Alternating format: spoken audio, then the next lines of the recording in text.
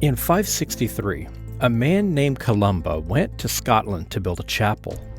But before construction could begin, the voice of God called out to Columba and commanded him to begin the foundation with a sacrifice. So he called for a volunteer from his 12 followers, and a man named Odrain stepped forward to be buried alive. This, according to legend, is how the monastery of Iona and St. Oran's Chapel were built. While this practice may seem barbaric, remnants of it still remain. In 1 Kings 16:34, a man from Bethel volunteered to rebuild the ruined city of Jericho. According to the story, he began with a pair of human sacrifices, killing his oldest and youngest sons in order to lay the foundations and the gates for the city. The story references an ancient practice of offering up a person as a sacrifice to a deity prior to engaging in any grand building project. And according to Catholic tradition, the Vatican Basilica is built on the tomb of St. Peter. And for many centuries, in order to erect a new church, the bones of a saint had to be incorporated into the construction, typically in the altar itself. And while we see such practices as evil, which are antithetical to modern religion and worship of Yahweh, we must remember that, according to the Bible itself, Yahweh once demanded and accepted the sacrifices of innocent people. I'm your host, Jason, and you're listening to Dragons in Genesis. Now that the two creation stories are behind us and humanity has fallen from grace, the story continues as if only the Eden creation narrative exists, because originally, that's exactly how Genesis began. The six-day creation tale hadn't been added yet, so the people who were made of mud and ribs in chapter 2 and were cast out in chapter 3 are now beginning the task of populating the world.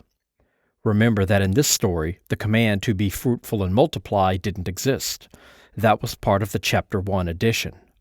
Childbirth is an unwanted side effect of their disobedience, and it comes with the curse of pain. The opening lines of this chapter has a quote from Eve as she tells us that she has produced a man with the help of Yahweh. This is a strange way to say that she conceived a child. First, it states she produced a man. Second, she did this with Yahweh's assistance. Neither of these are said of his brother Abel.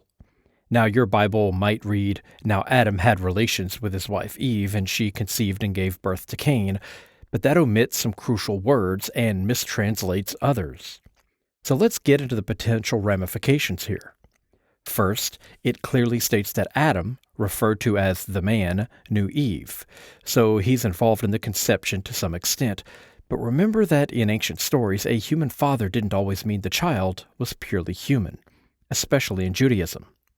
An ancient practice for couples who couldn't conceive was a surrogate father to spend a night with the wife, or several nights, and the resulting offspring would be considered the legitimate offspring of the husband, not the surrogate father. We'll see this pop up again in the story of Samson. Sometimes the surrogate was a priest or a witch doctor who would step in to bless the woman, and everyone in the community would pretend to not know what that meant. In some cases, the resulting child would be considered holy since the deity, working through the priest, aided in the conception. But there are no other people to assist, only Adam. What I believe we're seeing is a reference to an older story, one in which the first human was born of divine parentage. Yahweh fathers Cain, as it's insinuated in verse 1, though Adam is seen as his earthly father, which we'll see again in the Gospels with the Jesus story. And that would be fitting, as Cain was a grain fertility god and Jesus served a similar mythological role. This was uncomfortable to some who thought it stank of mythology, so some Jewish and Christians changed the father to Satan in later centuries. This was fitting as it explained why Cain turned out bad. Irenaeus referenced the idea in his 2nd century book Against Heresies. According to those Christians, original sin wasn't disobeying Yahweh and eating the fruit, but Eve's sexual relations with the devil. This would give birth, pun intended, to the doctrine of the serpent seed, which states that sin entered the world through this hybrid of human and fallen angel.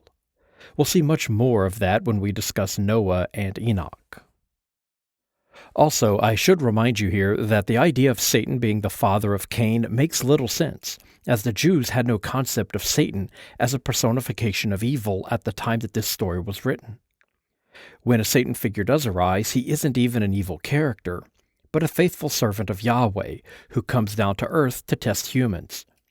It's only after extensive Zoroastrian influence that their evil god Ahriman HaSatan will become incorporated into Hebrew mythology. Even then, he wasn't associated there with the serpent god Nehushtan. That was a later development still. So in the earliest version of the story, Cain would have been a demigod, like Hercules, but he has now been cast as a murderer. And as we'll see later, his role was originally that of the father of civilization and the Hebrew people, but that part of his story was given to another character. Next, we're told that Abel was a shepherd and Cain was a farmer. Abel's name means breath, likely to symbolize his brief role in the story, and also the breath of life that animates living flesh. Cain means cornstalk, hinting at his prior role as an agricultural spirit or deity. We're going to see a lot of gods being demoted to the role of humans as the Hebrew authors demythologize their stories to create their fictive histories. Just as a mother goddess became Eve, a grain god becomes Cain, which is why he's a farmer. And this sets up our rivalry, as farmers and shepherds are often at odds in these ancient stories. It's a conflict of land usage. Prime grazing valleys are tilled and crops are planted. Then the shepherds bring in their flocks to devour the produce. Another variant of the theme is that of the wild man versus the city dweller, such as Enkidu versus Gilgamesh. We must understand that the Israelites were nomadic Canaanites who settled in the lowlands after many of the city dwellers had been displaced during the late Bronze Age collapse. The folk heroes of these people would primarily be shepherds, and the villains of their stories would often be farmers. Both brothers make offerings from their respective trades to Yahweh, but the god shows favoritism toward Abel, a theme that will continue throughout the Bible as he has his chosen people and his enemies. Abel's sacrifices are preferred because Yahweh enjoys the aroma of burning meat, a detail we'll see again at the end of the Noah story when he sacrifices some of the animals from the ark, and the scent drifts up into the heavens. Now, some theologians and pastors will say that Abel gave the best of his flocks to Yahweh, while Cain offered the worst of his crops, but that detail isn't found anywhere in the story. It's a means of explaining Yahweh's behavior in the absence of an apparent reason, and we'll get to that reason shortly. Cain begins sulking, and Yahweh speaks to him, inquiring about the problem and encouraging him to do well, as he will be accepted. But if he doesn't do well, then sin is lurking at his door. This is a reference to an ancient belief of evil waiting to strike and sacrifice needing to be made in order to appease that evil before it comes to devour you. We'll see this again in the Passover story. Ancient rituals had people paying off death spirits with animal or even human sacrifice in order to avert later calamity. The way they saw it, someone was going to die in their home, so better to get it out of the way when you first built the house than later when you're sleeping in it. And Cain will soon become the first man to ever make such a sacrifice before a grand construction project. But there's another layer to this story we must now consider. Cain has come along first, but is then supplanted by his younger brother, as his sacrifices are chosen over that of the elder sibling. This theme will also appear again in the patriarchal stories, as it's typically the younger sibling who is chosen, not the elder, like Jacob supplanting Esau. But the truly important thing that we're missing is the mythology behind this particular story. Known to the Hebrew authors because of exposure and proximity were many myths of the goddess Inanna and the god Tammuzit, sometimes called Tammuz. In one such story, called Inanna Prefers the Farmer, a farmer named Enkimdu is courting the goddess, and she's fond of him and his gifts, until Tammuzit arrives on the scene and convinces her that the gifts of a shepherd are vastly superior to that of a farmer. Who wants corn when you could have a cheeseburger? Ultimately, Inanna chooses Tammuzit and rejects the offerings of the farmer. We're seeing the same here, as farmer and shepherd compete for divine favor, and ultimately the favor is given to the shepherd, not the farmer who was first on the scene. At this point, the inclusion of another myth derails the story, and it deviates drastically from the Inanna tale. Cain lures his brother into a field and kills him. In this story, Cain sacrifices his brother Abel so that his blood may nourish the ground of the field and serve as a human offering before a major construction project. Such stories were common in the ancient world, with the blood of men and gods watering the ground to ensure a bountiful harvest and prosperous cities. Often the gods that died were good, like Abel, but their deaths were necessary for the protection of the crops. We'll see this again as we take a closer look at the Canaanite grain god Baal, who had to be killed to prevent late rains from ruining the harvest, and also the aforementioned Tammuz, whom some Jews ritualistically mourned, as we'll see in later episodes. Yahweh comes looking for Abel and inquires as to his whereabouts. Again, we see that the deity isn't omniscient. This is the second time he's had to ask Cain something that an omniscient God would already know. And in the Eden story, he couldn't find the humans hiding, nor did he know why they were clothed. Omniscience will come later, but it isn't present here.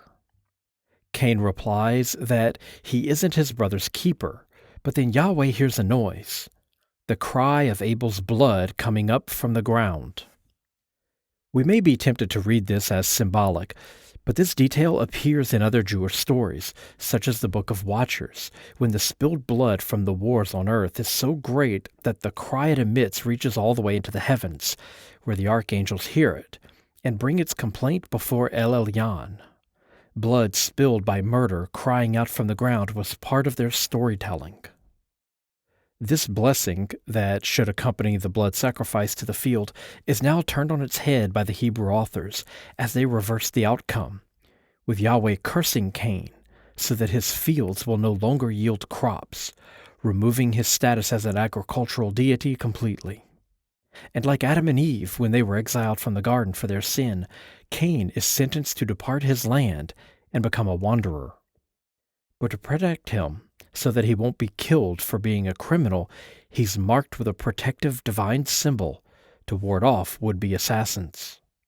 This scene is clearly inserted into the story, as it interrupts and contradicts the surrounding material. It states that he will wander the earth forever, but the following lines tells us that he slept with his wife and constructed a city. That scene also tells us that all who meet him will wish to kill him for his crimes, but the people he meets settle in a city that he builds.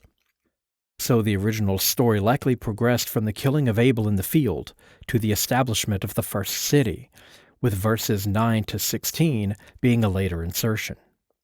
This parallels the myth of the founding of Rome, in which Romulus kills his brother Remus, and the theme continues in 1 Kings 16. When Hiel of Bethel sacrifices his firstborn son Abiram to Yahweh in order to lay the foundations of Jericho, fulfilling the command of Joshua 6:26, which reads, "At the cost of his firstborn shall he lay its foundations, and at the cost of his youngest son shall he set up its gates." One more point of note before moving on. The text here reads, "Then Cain went away from the presence of Yahweh and settled in the land of Nod, east of Eden." Nod means wandering, so in essence, it means he became a wanderer. Beginning in verse 17, we have a list of descendants for Cain. This is a bit odd because the purpose for these lists of descendants in the Bible is to link one prominent figure or group with a distinguished ancestor. This is seen in the Gospels, where two distinct genealogies are created to link Jesus with King David, or in the Old Testament, to link the current priesthood with Aaron, the brother of Moses. The genealogies in Genesis are meant to link the 12 tribes of Israel to the first man, Adam, through the patriarchs. So why do we have a list of descendants for Cain? This will happen 3 times, and always for the same reason, because the characters and genealogies are borrowed from another story. The final example of this is for Esau, the brother of Jacob. He's the progenitor of the Edomites, Judah's southern neighbor. And Esau, also called Edom, is the same name as Adam. He originally served as the father of the entire human race in Edomite mythology, and the Jews adopted part of his story as their own. That's why Adam is made of earth. He's the red clay from which Esau, the red man, gets his name. Remember that Hebrew didn't always have vowels, only consonants. Edom and Adam are the same word. So the story of Esau and Adam were originally the same characters, but these stories were split, and the genealogy of Esau became separated from the origin story of Israel. The second example of this is Ishmael, the firstborn son of Abraham. In that story, Abraham's son Ishmael goes on to have 12 sons who become the leaders of the 12 tribes of Arabia. Jacob, the younger brother of Esau, is the Hebrew version of that story. Their religion began in northern Arabia and spread into Canaan, taking with it ancient myths of their origins. Ishmael, the fictive progenitor of the Arabian tribes, became Jacob, the fictive progenitor of the Israelites, and his sons bore the names of those tribes. So the older brother and his line was preserved as it had once been their own story, before it was reworked for a new location, like the story of Esau. But our first example is here with Cain, the father of civilization. Before he was a jealous murderer, he was a hero who brought technology and progress to the unsettled world. As the Jews forged a new identity for themselves, they recast Cain as a villain. But that created a problem: how to link themselves with Adam, the first man. They did so just as they had done with Edom and Ishmael, by splitting the character into two distinct characters. And in all three cases, they did so by making the original character the progenitor of a wicked group, and turning his duplicate into a younger brother who usurps his birthright and becomes a direct ancestor to the Israelites. Cain, the father of the nation, now becomes Cain, the murderer. And Seth, his clone, becomes the ancestor of Israel. We can see this as they preserve the genealogy of both Cain and Seth, and it's the same genealogy, or rather two versions of the same genealogy, much like we have for Jesus. In the end of Genesis 4, we have the following: Cain, Enoch, Irad, Mehujael, Methushael, Lamech, Jubal, and Tubal-Cain. In Genesis 5, we have Seth, Enosh, Kenan, Mahalalel, Jared, Enoch, Methuselah, Lamech, and Noah. The list has some differences, but not as many as you might first believe. Enoch and Enosh, the sons of Cain and Seth respectively, are variants of the same name. It's the same situation with their great-grandsons, Mehujael and Mahalalel. This continues with Methushael and Methuselah, which are also variants of the same name. So the only real differences are the grandsons, Irad and Kenan, and Tubal-Cain and Jared, who were in different generations. The line of Seth has an additional generation, but only because it duplicates Enoch in the first and fifth generations, and Kenan is a variant on Cain. So the line of Seth includes Cain as a later descendant of Seth, not his older brother. Cain is here to represent the ancestor of the Kenites, one of David's allies, but their ancestry has been borrowed to create an ancestry to the Israelites by turning Cain into Seth. And the author combined two separate genealogies in chapter 5, which is why Enoch appears twice, and the list has an additional generation. And one more thing before moving on from the comparison of these two genealogies. In the chapter 5 genealogy, the list begins with Enosh, who is Enoch, and his firstborn son is Kenan, or Cain. This is because, according to some myths, Enoch was the first man, but Jews later moved away from their adoration of Enoch in favor of Moses, and his status of the first man was replaced with Esau, or Edom, who is now called Adam. I know, it's all confusing, especially when you realize that Noah is just a variant spelling of Enoch. You see, Enoch means man, and was once the first man in the creation story, where he appeared immediately after the gods defeated the primordial oceans and dry land first appeared, just as Noah does when his ark lands on the mountaintop. But again, that's a topic for another episode. Among Cain's descendants are the inventors of many things. Jabal's people became the Bedouins who lived in tents and have livestock, while Jubal invented musical instruments, and Tubal-Cain was a metallurgist, working bronze and iron. It should be noted here that Tubal-Cain is another reference to Cain, as some stories have Cain being the inventor of metalworking. Also, Jabal the shepherd is another name for Abel the shepherd. So we have two references to the same characters. This is what happens when editors include too many versions of the same stories. Also, some versions of the story say Cain took his mother Eve as his wife, and it was through them that the rest of the world was born. Also, it must be noted that this scene is common in ancient mythology, as early humans have a singular founder of entire industries, fields of study, widespread practices, and art forms. The Sumerians, for instance, told of wise men who walked out of the sea and taught music, metalworking, art, and city building to the earliest humans. In other versions of the myth, this knowledge is shared by gods who disobey direct commands and spread divine wisdom to the mortal world, often suffering punishment for their disobedience. Judaism has this version as well, as we'll see in later episodes. The chapter ends with Lamech speaking to his wives, Adah and Zillah, confessing that he killed a younger man for striking him, and lamenting that he will be cursed worse than Cain. This is a brief reference to the same sort of tale, though in this version, it's Lamech who does the killing, murdering Jabal, the alternate version of Abel, and he does so with a weapon supplied by Tubal-Cain, the alternate version of Cain. So we have Tubal-Cain, the metalworker, providing weapons of war to Lamech to kill Jabal, in a cautionary tale about the dangers of heated arguments, alongside Cain killing Abel in a tale of jealousy, concerning divine favor as the two compete for attention of their favorite deity.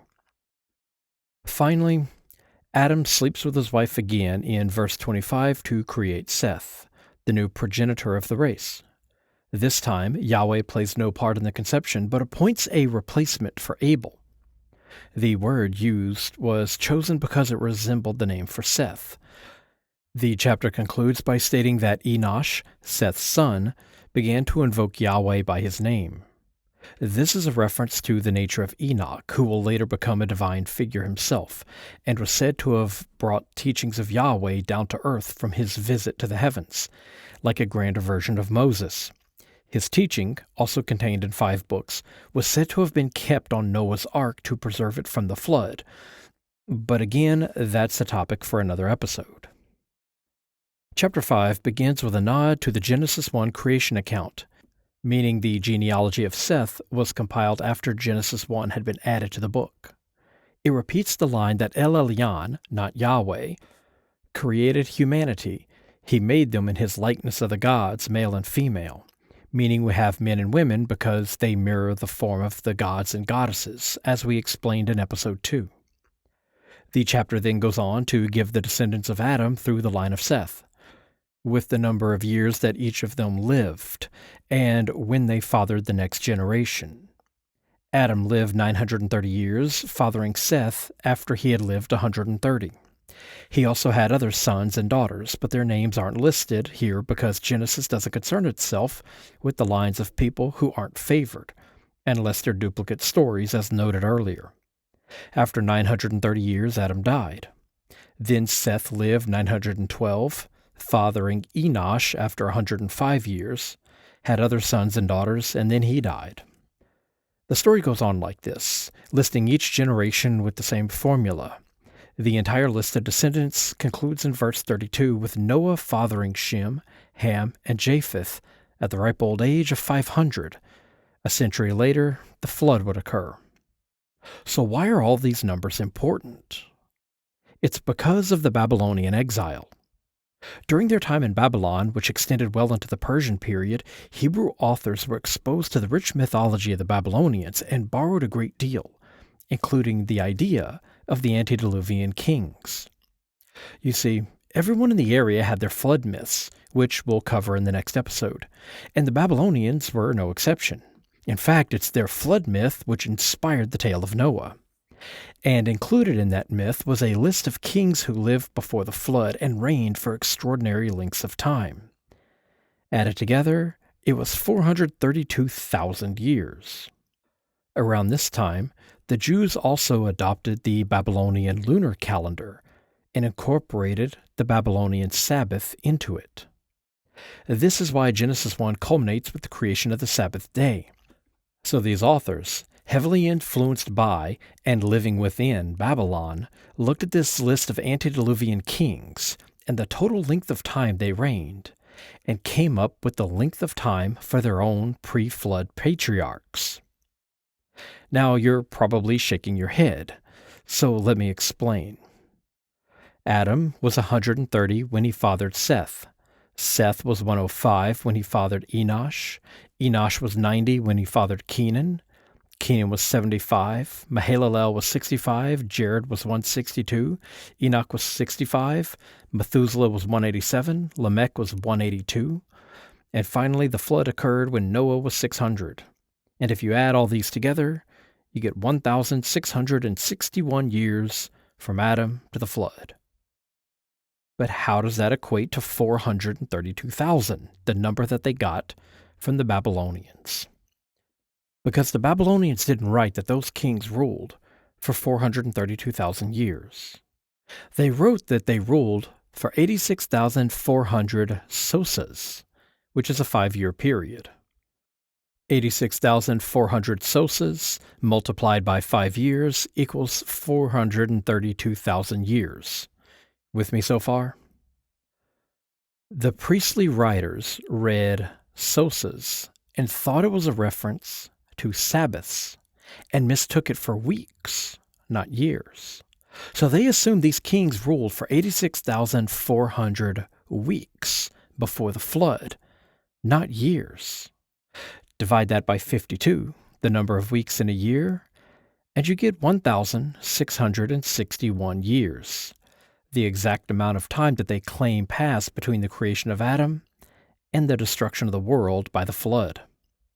Now, before we close this thing out, we need to go back to the established pattern that appears for every generation. A person is born, they live a certain amount of time before fathering the next generation, then they live a bit longer, and then they die. That pattern is broken twice. The last time it's broken is with Lamech. In verse 29, we get the naming of Noah. Lamech cries out, "From the ground that Yahweh has cursed, this one shall bring us relief from our work and from the toil of our hands." Two things here. First, by rearranging the letters of Enoch to Noach to give us the name Noah, it changes the meaning of his name from man to bring relief, indicating his new role. The hero has changed from father of the human race to its savior. But the first time the pattern is broken is with Enoch. In verse 24, rather than saying that he died, as it states with every other person in this list, the text reads, "Enoch walked with God, then he was no more because God took him." So according to the Bible, Enoch didn't die, but instead was taken up by God.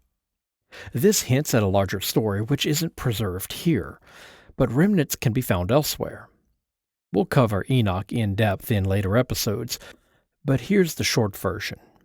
Originally, he was a sun god, though his story was mixed with the myth of Adapa, the sage of Eridu, who traveled to heaven and back, as well as Ubaratutu from the Sumerian kings list, who was taken bodily to heaven to escape death. Part of his role was as an intermediary between the gods and mortals, a divine figure who brought teachings of the highest gods down to the priests, as is referenced in Genesis 4:26, when, under the name Enosh, he reveals the true name of God to the ancestors of the Israelites. Later authors will rework his stories into the first book of Enoch, which tells of his tour of heaven and role as a divine mediator and bringer of the first scripture. But it's his role as a sun god that interests us today. In one section of the book, he instructs the people on the building of a device for tracking the movements of the sun throughout the seasons, and stresses the importance of following a solar calendar rather than the lunar calendar that was adopted during the Babylonian period. This is likely a reference to the use of a solar calendar by the Egyptians, who had previously ruled over Canaan. The story of a divine messenger come down to earth to deliver the teachings of the high God before being taken up to heaven in order to defeat death will be seen again in 2 Kings when Elijah is likewise taken up into the heavens in a fiery chariot, typical of sun gods, as they ride across the sky, and later still with Jesus as he ascends from the mountaintop and is called the light of the world, and is also said to be the second coming of Elijah the sun god. The second thing brings us back to that earlier discussion about Cain being the original ancestor to the people, not Seth. Here it tells us it's Noah's family that was cursed, that they had to toil in the land because Yahweh had cursed the ground for them. But that curse was for the descendants of Cain, not Seth. So right here at the end of the chapter, we find our confirmation that it was originally Cain and not Seth who began the line of the Israelites. That's going to wrap it up for this episode. You can help the show by giving a review on your favorite podcast app or by heading over to dragonsofgenesis.com, where you can find links to donate, join my Patreon, send books from my wish list, find a list of recommended reading, and get information on the latest episodes. And as always, thank you for listening.